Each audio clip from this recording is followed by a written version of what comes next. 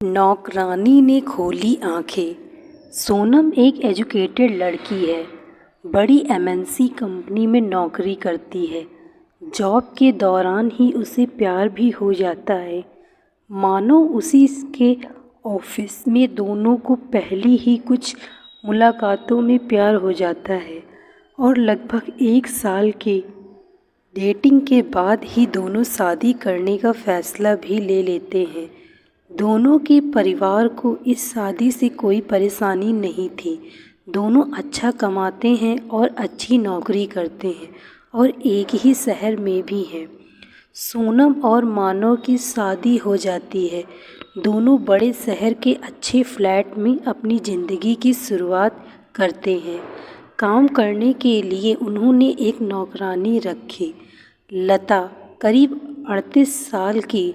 सोनम ने उसे काम पर रखते हुए ही अच्छी तरह से सारे रूल्स बता दिए थे। साथ ही उसे यह भी कहा कि अगर वो यहाँ रहना भी चाहे तो रह सकती है। लेकिन लता ने बोला कि नहीं, उसका घर पास ही है, वो वहीं जाएगी और सुबह जल्दी वापस आ जाएगी। लता घर का सारा काम अच्छे से करती, अच्छी तरह से खाना बनाती और साफ सफाई भी करती। इसके काम में कोई भी कंप्लेन नहीं थी। शादी के करीब 7 महीने बाद ही सोनम और मानू के बीच झगड़े होने शुरू हो गए। हर छोटी छोटी बात पर झगड़ा होने लगा। पहले तो झगड़ा छोटा हुआ करता था, जो थोड़ी सी बात से शुरू होकर ख़त्म हो जाए करता था, लेकिन फिर कभी कभी इन दोनों में कई दिनों तक बात नहीं होती। ऑफिस की बातें भी उनके झगड़े का एक प्रमुख कारण रहती थी। उन दोनों को लगने लगा कि उन्होंने एक दूसरे से शादी करके गलती कर दी। ऑफिस की एक मीटिंग दौरान दोनों ही बॉस के साथ उसमें मानव ने सोनम की बात के बाद अपनी बात रखी, जो कि बॉस को ज़्यादा पसंद आई। इस बात से सोनम को बहुत गुस्सा आया और वो बात हमेशा की तरह इस बार भी उनके घर तक पहुंची। सोनम ने इस बात को लेकर मानो को बहुत कुछ सुनाया और साथ ही उसने नौकरी छोड़ने और तलाक की बात भी कही। लता यह उनकी सारी बातें, सारा झगड़ा हमेशा से सुना करती थी। बस वो अपने काम में लगी रहती। जब खाना बन जाता तो वो दोनों को कहती। ज़्यादातर वो लोग अलग अलग बैठकर ही खाते थे। सोनम अगले दिन ऑफिस नहीं गई। दोपहर तक अपने कमरे में बंद रही।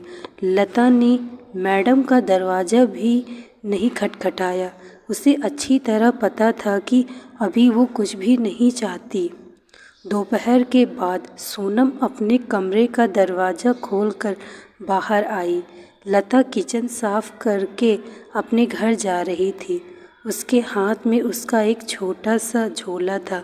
सोनम बाहर आते ही लता को चाय के लिए कहती है। लता चाय बनाने लग जाती है। सोनम का मूड ठीक नहीं है। सोनम किचन में लता के पास जाती है। लता उसे खाना के लिए पूछती है। सोनम बोलती है, नहीं अभी नहीं, सिर्फ चाय दो। सोनम लता को पूछती है, तुमने खाना खाया? लता, नहीं मैडम, मैं खाना ले लिया है, मैं घर जाकर खाऊंगी। लता थोड़ी देर रुककर फिर कहती है, मैडम एक ही खाना ले जाती हूँ, सिर्फ मेरा बांध कर, ज़्यादा नहीं ले जाती, आप देख सकती हैं। इतना कहकर लता अपना झोला खोलकर दिखाने लगती है। सोनम, अरे कोई ज़रूरत नहीं है, ठीक है। लता फिर मैडम को चाय देती है। लता को थोड़ा सा डरा हुआ और झिझका हुआ देखकर सोनम उससे और बात करती है। सोनम, अच्छा लता, तुम कहाँ रहती हो? मैडम यहीं थोड़ी दूरी पर ही मेरा घर है। सोनम, तुम्हारे पति क्या करते हैं? लता, वो कुछ नहीं करते मैडम, वो अभी कुछ कर नहीं सकते। लता थोड़ा रुकती है और पलक झपका कर कहती है, उनको लकवा आया है, उनका बायां शरीर काम नहीं करता। ठीक से बोल भी नहीं पाते। सोनम: अरे तुमने कभी बताया नहीं, फिर घर दवाई यह सब तुम ही संभालती हो। लता: हाँ मैडम, 2 बच्चों की पढ़ाई छोटे स्कूल में है, लेकिन मैं चाहती हूँ कि वो पढ़ाई करें।